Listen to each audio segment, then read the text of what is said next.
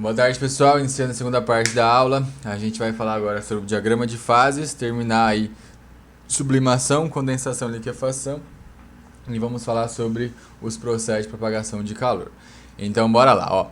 Pra gente entender, então, ó, o próximo passo seria eu falar ali de condensação, de liquefação e de sublimação. Só pra gente entender eles, é necessário que a gente entenda o diagrama de fases. Diagrama de fases. Então eu vou fazer de novo, ó, substâncias normais, depois as substâncias anômalas.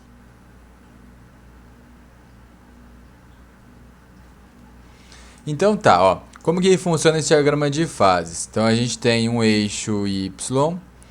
Eu falei pra vocês, ó, o mais difícil de fazer aqui é a reta vertical, tá? É muito difícil. A reta horizontal já flui mais, já vai melhor. Mas a vertical é um pepino. De novo. Ai, quase. Então, ó, é um gráfico pressão em função da temperatura. Pressão em função da temperatura. Então, vamos começar com, ó. A gente tem uma primeira curva. Então, assim, ó, vamos separar já. A primeira fase que a gente tem é o sólido. Então, aqui é S. Então, S de sólido. Então, a gente vai começar a fazer transformações. A primeira transformação é de sólido para líquido, ó. Então, aqui eu abro uma outra fase e aqui é líquido. E você consegue perceber que essa curva, né, ela tem uma... A gente estudou isso. Ela tem uma derivada positiva, porque ela é crescente, sim, né? E então, o que está acontecendo? Com o aumento de pressão, aumenta a temperatura ali de fusão, substância normal. Beleza, só que a gente também tem líquido passando para outra, né? Então, a gente tem mais uma curvinha, ó. Também, né, com derivada crescente ali. Então, também separando ali, aumentando a pressão, aumentando a temperatura. Só que daí agora eu vou marcar esse ponto, e aqui é legal, ó. Você vai fazer um pontilhado inteiro, tá? Porque esse ponto é separação. À direita desse pontilhado, você coloca G. G. E à esquerda desse pontilhado, onde está faltando, você coloca V. S sólido, L líquido, V vapor, G gás. Aí se você, professor, então tem diferença, C gás e C vapor, né? Visualmente, falando de propriedades, nenhuma, zero, nadinha, nadinha. Igual, se você vê um vapor, vê um gás, você fala, é vapor, não é gás, é a mesma coisa. A diferença está entre como pode voltar para líquido. Essa é a definição conceitual, essa é a diferença. Porque olha só, ó, eu vou colocar pontos aqui, mas eu vou apagar, só para você entender, tá? Vou colocar ponto verde. Se eu tivesse nesse ponto aqui, você concorda que eu sou sólido? Se eu tivesse nesse ponto aqui, você concorda que eu sou líquido? Nesse ponto aqui, eu sou vapor? Nesse ponto aqui, eu estou à direita do pontilhado, então eu sou gasoso, né? Qualquer ponto à direita, eu sou gasoso. Beleza.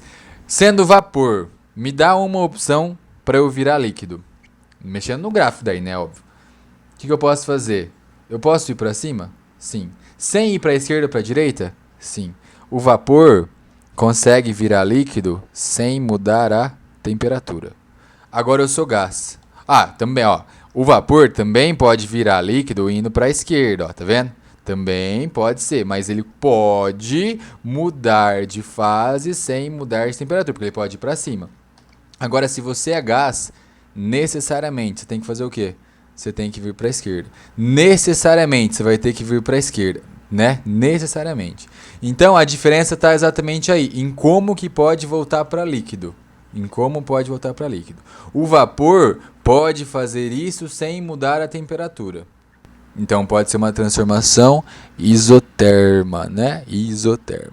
Agora o gás não. O gás necessariamente tem que reduzir a temperatura. Tá? Essa é a diferença entre eles.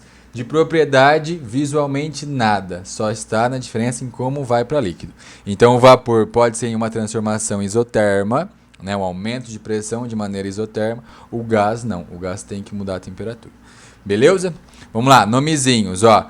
Curva 1, vou colocar 1 aqui, acho que fica melhor. Ó, curva 1, curva 2, curva 3, né? Aí aqui a gente tem um PC e aqui a gente tem um PT. O pessoal gosta do PT. Tá, 1. O que é o 1? Como que chama essa curva? Não é separação entre sólido e líquido? Faz sentido chamar do quê? Curva da fusão. Curva 2, separação entre o quê? Líquido e vapor. Ué, o V sumiu. Aqui o V. É entre líquido e vapor. Então, curva da vaporização. O que mais? Curva 3. Curva do sólido vapor. Né? Então, o quê? Sublimação. Você tá vendo, ó, isso aqui muito específico, tá? Isso aqui seria um exercício nível USP. Exercício nível USP.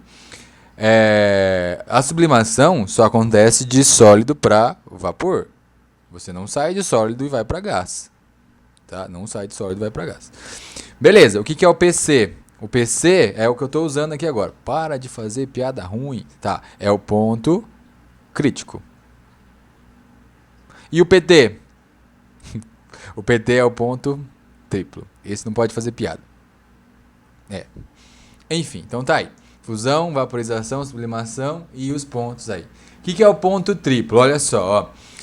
A gente pode ter um ponto que você é sólido e líquido ao mesmo tempo. Seria qualquer ponto sobre a curva 1. Você pode ter ponto sobre a curva 2. Você pode ter ponto sobre as 3 curvas ao mesmo tempo. Então você é sólido, líquido e gasoso ao mesmo tempo. Tem que ser exatamente aquela pressão, exatamente aquela temperatura, mas consegue. Tá? Ser uma mistura dos 3 ao mesmo tempo. Também tem vídeo, também depois eu passo. Enfim, então tá aí os pontos importantes. Agora, nesse instante, eu quero que você olhe para esse gráfico e você conclua uma informação importante da evaporação. Qual que é a faixa que pode acontecer a evaporação? Porque a gente falou que pode ser temperatura ambiente. Para a água, sim. Né? Só que olha só, o líquido pode virar vapor a partir de qual ponto? A partir do ponto triplo. E antes de qual? Antes do ponto crítico. Então, se você quiser ser bem específico, se você quiser ter tudo anotado, como em nenhuma aula você vai achar, você coloca a evaporação pode acontecer entre PT e PC. E, consequentemente, se você anotou isso, agora fica muito fácil de você perceber. O sólido para virar vapor não tem que ser à esquerda disso? Então tem que ser o quê? Antes do ponto triplo. Então toda substância sublima, toda. Só que a temperatura ambiente é algumas, né? Porque depende do quê? Depende do PT. Então aí você vai ter lá a naftalina, você vai ter ali o gelo seco, né? Mas outras substâncias não vai ter ali uma temperatura razoavelmente legal para você fazer a sublimação. Beleza? Então a evaporação entre PT e PC. Já se for uma substância anômala, ó, é tudo bem parecido, tá? Tudo bem parecido mesmo. Qual que é a diferença? Na fusão.